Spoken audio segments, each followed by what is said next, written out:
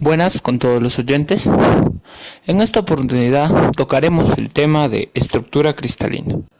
Bueno, comenzando con el tema de lleno, la estructura cristalina es la forma sólida de cómo se ordenan y empaquetan los átomos, moléculas o iones. Estos son empaquetados de manera ordenada y con patrones de repetición que se extienden en las tres dimensiones del espacio. La cristalografía es el estudio científico de los cristales y su formación. El estado cristalino de la materia es el de mayor orden, es decir, donde las correlaciones internas son mayores. Esto se refleja en las propiedades anisótropas y discontinuas.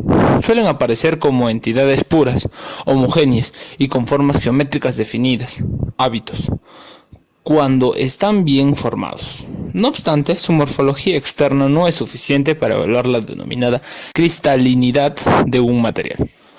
El grupo más pequeño de partículas en el material que constituye el patrón repetitivo es la celda unitaria de la estructura. La célula unitaria define completamente la simetría y la estructura de toda la red cristalina, que se construye mediante la traducción repetitiva de la celda unitaria a lo largo de todos sus ejes principales. Se dice que los patrones de repetición están situados en los puntos de la red de Bravais, las longitudes de los ejes principales o bordes de la celda unitaria, y los ángulos entre ellos son las constantes de la red, también llamadas parámetros de la red. Bueno, continuando con el tema, tocaremos el punto de celda unitaria. La celda unitaria es una pequeña caja que contiene uno o más átomos dispuestos en tres dimensiones. Las celdas unitarias apiladas en un espacio tridimensional describen la posición en masa de átomos del cristal. La celda unitaria está representada en términos de sus parámetros de red, que son las longitudes de los bordes celulares A, B y C, y los ángulos entre ellos, alfa, beta y gamma. Mientras que las posiciones de los átomos dentro de una celda unitaria se describen por un conjunto de posiciones, XY, YY, ZY, medidas desde un punto de red. Comúnmente, las posiciones atómicas se representan en términos de coordenadas fraccionales, en relaciones con las longitudes de las celdas unitarias. La posición de los átomos dentro de la celda unitaria se pueden calcular mediante la aplicación de operaciones de simetría a la unidad asimétrica. La unidad asimétrica se refiere a la menor ocupación posible de espacio dentro de la celda unitaria. Sin embargo, esto no aplica que la totalidad de la unidad asimétrica debe estar dentro de los límites de la celda unitaria. Hasta el momento, solamente se han identificado 14 tipos diferentes de celdas unitarias, agrupadas en 7 sistemas cristalinos. Para los objetivos que se persiguen en este curso, bastará con estudiar el sistema cúbico y el sistema hexagonal.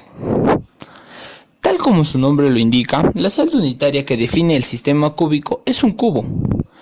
A la arista del cubo, longitud de sus lados, se llama parámetro de red y es una específica a temperatura ambiente. El parámetro de la red cambia con la temperatura. El valor del coeficiente de expansión térmica del material depende directamente de la forma como varía el parámetro de red con la temperatura. El parámetro de red puede medirse por medio de difracción de rayos X. La celda unitaria del sistema cúbico queda completamente definida por su parámetro de red. El sistema cúbico posee 3 estructuras cristalinas. 1. Estructura cúbica simple. La celda unitaria es un cubo de arista A0 con un punto de red definido en cada uno de sus vértices. 2. Estructura cúbica centrada en el cuerpo. BCC. La celda unitaria es un cubo de arista A0.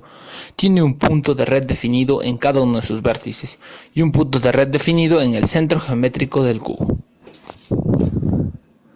3. Estructura cúbica centrada en la cara. FCC. La celda unitaria es un cubo de arista A0. Tiene un punto de red definido en cada uno de sus vértices y un punto de red definido en el centro geométrico de cada una de sus caras. Las propiedades de las celdas unitarias más relevantes son: 1. Número de átomos por celda. Cada celda unitaria tiene asociado un número promedio de puntos de red. Por ejemplo, una celda unitaria cúbica simple, cada punto de red en los vértices del cubo es compartido por 8 celdas diferentes. Esto es equivalente a plantear que solamente un octavo de cada punto de red pertenece a una celda. Si hay 8 puntos de red, entonces el número de átomos por celda de la estructura cúbica simple es 1/8 por 8, que es igual a 1. Siendo un rozamiento similar, se deduce que la estructura BCC tiene 2 átomos por celda unitaria y la estructura FCC tiene 4 átomos por celda. 2. Relación entre el radio atómico y el parámetro de red. Debido a la geometría de la celda unitaria, existe una relación matemática entre el radio de los átomos que componen y el parámetro de la red. 3. Número de coordinación. Es el número de átomos que están en contacto con un átomo en particular del material. El número de coordinación puede interpretarse como el número de vecinos próximos que tiene cada átomo del material. 4. Factor de empaquetamiento. Es la fracción del volumen de la celda unitaria que es ocupada por átomos. 5. Densidad teórica. Es la masa que ocupa la unidad del volumen del material, calculada a partir de la estructura cristalina. 6. Sitios intersticiales. Son los huecos que existen entre los átomos que forman la estructura cristalina y se originan debido a que los átomos son esféricos. Estructura cristalina del cloruro de sodio. Aquí podemos ver una imagen en la cual se puede apreciar la estructura cristalina de una sal, que es el cloruro de sodio.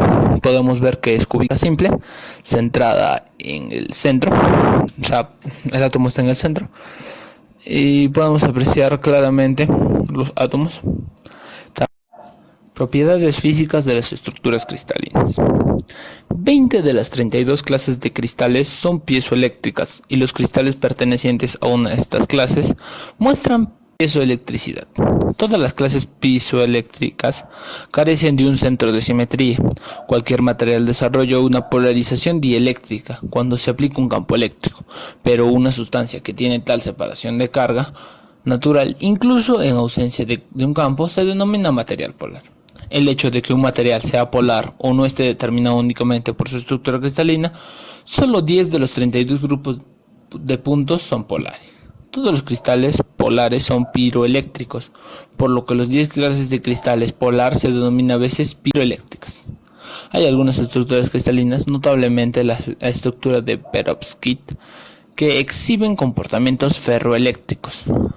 Esto es análogo al ferromagnetismo, en que, en ausencia de una aplicación de un campo eléctrico de magnitud suficiente, el cristal se polariza permanentemente. Esta polarización puede ser invertida por una contracarga suficiente grande.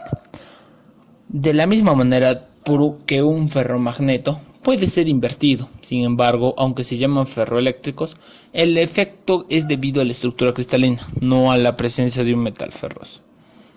Bueno, concluyendo con la exposición, podemos determinar que hay más de una estructura cristalina, que generalmente las estructuras cristalinas son formadas a través de la celda unitaria, la cual se duplica y puede generar más grande el átomo.